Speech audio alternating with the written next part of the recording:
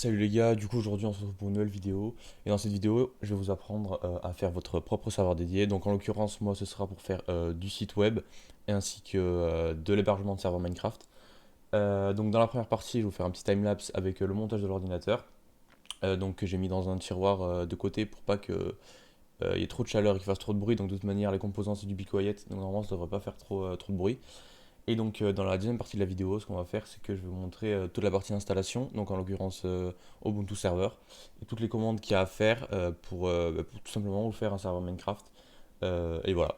Donc moi je vous laisse avec la suite de la vidéo. Allez, salut.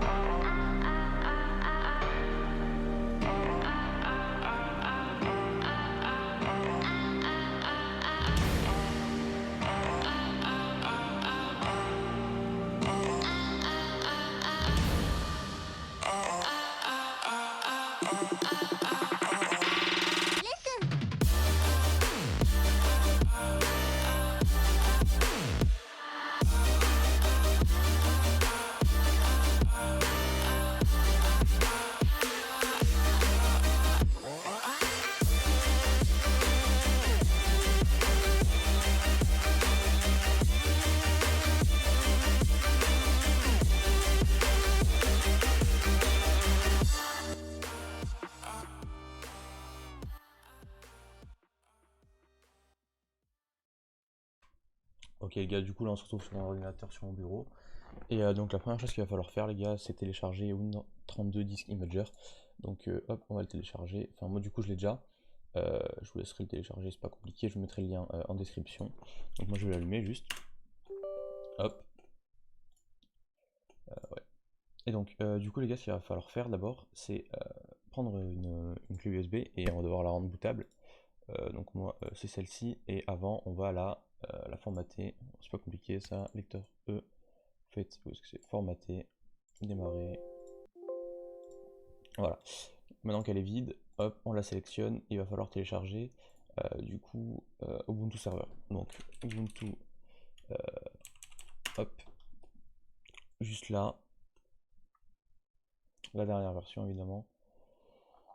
Hop, développeur overview. C'est pas là, c'est pas là. Voilà.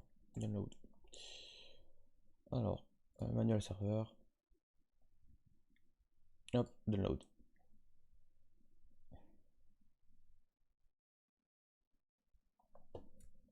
Ça va prendre quelques minutes et du coup je vous reprends quand c'est terminé. Ok les gars, du coup là c'est terminé. On revient sur une disque, hop, fichier image. On va le chercher, hop, dans mes téléchargements, hop, tous les fichiers Ubuntu. Voilà, et donc là on fait écrire. Yes, et on attend que ça termine. Ok les gars, du coup là c'est réussi, hop. Euh, et du coup, on va débrancher la clé USB et on se retrouve sur ma caméra pour vous montrer directement l'installation d'Ubuntu. Donc comme vous pouvez le voir les gars, là ce que j'ai fait euh, pour l'allumer, c'est que j'ai fait un truc vraiment honteux. Donc j'ai mis les deux câbles avec un bouton que j'ai mis sur une breadboard pour pouvoir l'allumer à chaque fois. Et j'ai vraiment des câbles partout donc pour l'ordinateur. Mais vous inquiétez pas, une fois qu'on aura fait l'installation, ça dure une vingtaine de minutes à peine. Vous pourrez directement vous connecter depuis votre ordinateur à votre serveur via PuTTY. Donc vous aurez même plus à mettre d'écran, vous aurez juste à l'allumer. Donc déjà ce qu'il va falloir faire, c'est changer l'ordre de boot. Donc en premier la clé USB et ensuite donc votre disque dur interne. Donc si vous en avez un ou plusieurs, vous les mettez à la suite. Mais vraiment ce qui est important, c'est qu'en premier votre clé USB soit bootée.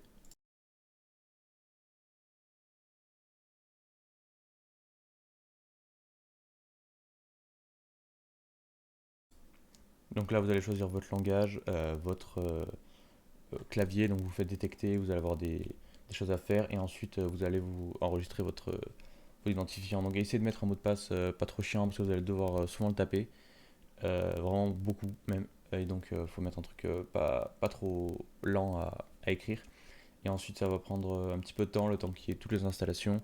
Donc moi j'ai coché SSH, mais vous n'êtes pas obligé parce que moi ce sera pour faire deux choses différentes.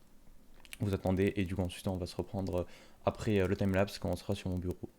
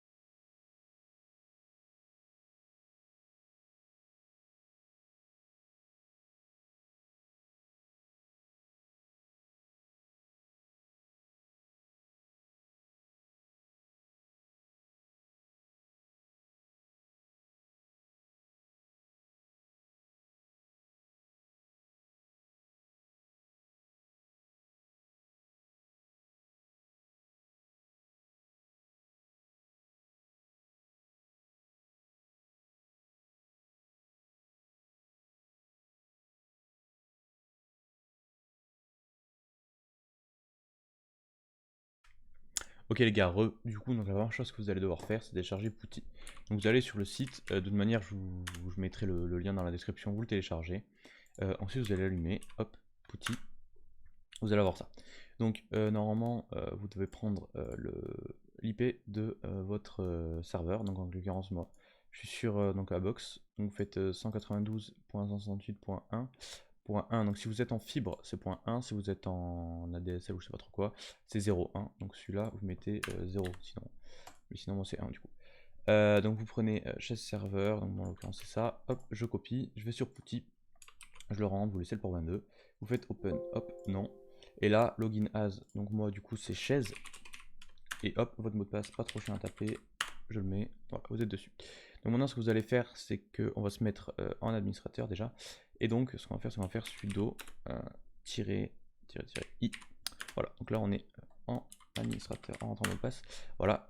Et ce qu'il va falloir faire déjà, c'est créer notre serveur.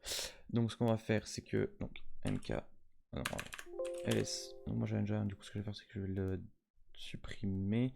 Donc c'est rmdir, donc vous le faites pas ça, hein. Serveur, hop.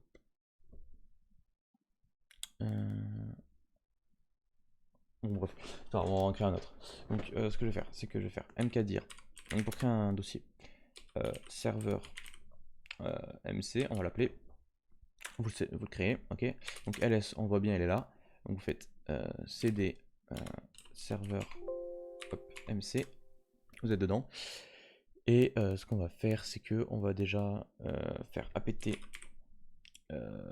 get upgrade, non, install, pardon.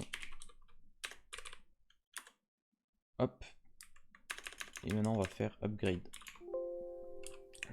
Upgrade. Voilà. Et ce qu'on va faire maintenant, c'est qu'il va nous falloir le Spygot de notre Minecraft. Donc, on va aller sur Genesis, je vous mettrai le lien dans la description. Vous avez tous les Spygots donc, du serveur déjà préfet. Sinon, vous pouvez directement aller sur Spygot, CraftBucket et tout. Mais donc là, ce qu'on va faire, c'est que nous, on va prendre la version 1.9.4. Ok. Donc, on va l'ouvrir. Je me laisse en accéléré parce que c'est un peu chiant à télécharger.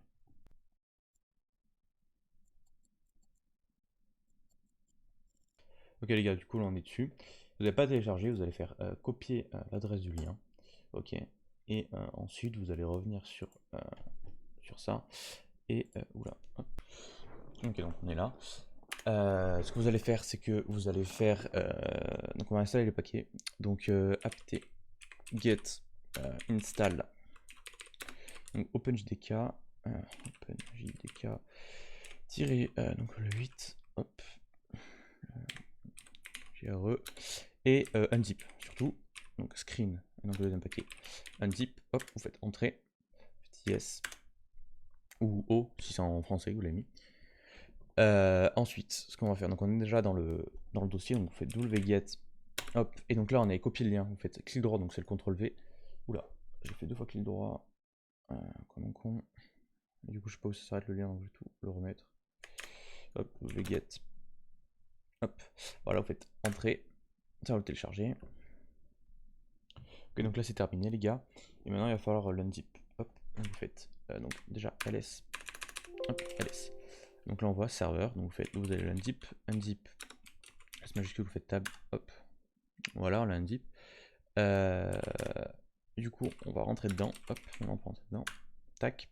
Donc là on a pas mal de fichiers.